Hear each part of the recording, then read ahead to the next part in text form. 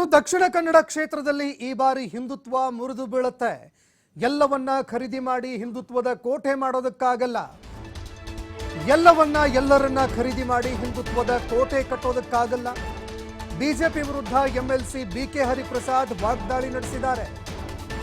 ಮಹಾರಾಷ್ಟ್ರದಲ್ಲಿ ಸಾವರ್ಕರ್ ಸೃಷ್ಟಿಸಿದ್ದ ಭದ್ರಕೋಟೆಯೇ ಭದ್ರವಾಗಿಲ್ಲ. ಬಿಜೆಪಿ ಇಲ್ಲಿ ಗೆದ್ದಿರೋದು ಹಿಂದುತ್ವದ ಕೋಟೆಯಿಂದ ಅಂತ ಹೇಳೋದಕ್ಕಾಗಲ್ಲ.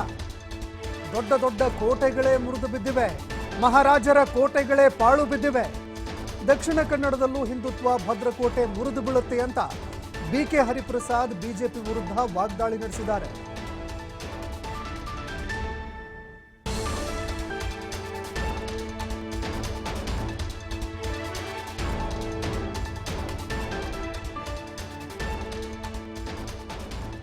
ಕೋಟೆ ಮಹಾರಾಷ್ಟ್ರದಲ್ಲೇ ಇಲ್ಲ, ಅಲ್ಲಿ ಸೃಷ್ಟಿಯಾಗಿದ್ದು ಸಾವರ್ಕರ್ ಅವರು ಅಲ್ಲಿ ಸೃಷ್ಟಿ ಮಾಡಿದ್ರು, ಅಲ್ಲೇ ಭದ್ರವಾಗಿಲ್ಲ ಅಂತ ಹೇಳಿದ್ರೆ ಎಲ್ಲರೂ ಸಹ ಖರೀದಿ ಮಾಡಿ ಹಿಂದುತ್ವದ ಕೋಟೆ ಮಾಡಲಿಕ್ಕೆ ಆಗೋದಿಲ್ಲ.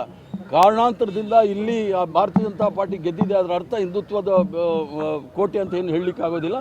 ದೊಡ್ಡ ದೊಡ್ಡ ಕೋಟೆಗಳೆಲ್ಲ ಮುರಿದೋಗಿದೆ, ರಾಜ ಮಹಾರಾಜ್ ಕೋಟೆಗಳೆಲ್ಲ ಪಾಳು ಬಿದ್ದಿದೆ. ಅದೇ ರೀತಿ ಇಲ್ಲೂ ಸಹ ಆಗುತ್ತೆ. ಹಿಂದುತ್ವದ ಭದ್ರಕೋಟೆ ಮಹಾರಾಷ್ಟ್ರದಲ್ಲೇ ಇಲ್ಲ, ಅಲ್ಲಿ ಸೃಷ್ಟಿಯಾಗಿದ್ದು ಸಾವರ್ಕರ್ ಅವರು ಅಲ್ಲಿ ಸೃಷ್ಟಿ ಮಾಡಿದ್ರು, ಅಲ್ಲೇ ಭದ್ರವಾಗಿಲ್ಲ ಅಂತ ಹೇಳಿದ್ರೆ ಹಿಂದುತ್ವದ ಕೋಟೆ ಮಾಡಲಿಕ್ಕೆ ಆಗೋದಿಲ್ಲ. ಕಾರಣಾಂತರದಿಂದ ಇಲ್ಲಿ ಭಾರತೀಯ ಜನತಾ ಪಾರ್ಟಿ ಗೆದ್ದಿದೆ, ಅದರ ಅರ್ಥ ಹಿಂದುತ್ವದ ಕೋಟೆ ಅಂತ ಏನು ಹೇಳಲಿಕ್ಕೆ ಆಗೋದಿಲ್ಲ. ದೊಡ್ಡ ದೊಡ್ಡ ಕೋಟೆಗಳೆಲ್ಲ ಮುರಿದೋಗಿದೆ, ರಾಜ ಮಹಾರಾಜ್ ಕೋಟೆಗಳೆಲ್ಲ ಪಾಳು ಬಿದ್ದಿದೆ. ಅದೇ ರೀತಿ ಇಲ್ಲೂ ಸಹ ಆಗುತ್ತೆ. ಹಿಂದುತ್ವದ ಭದ್ರಕೋಟೆ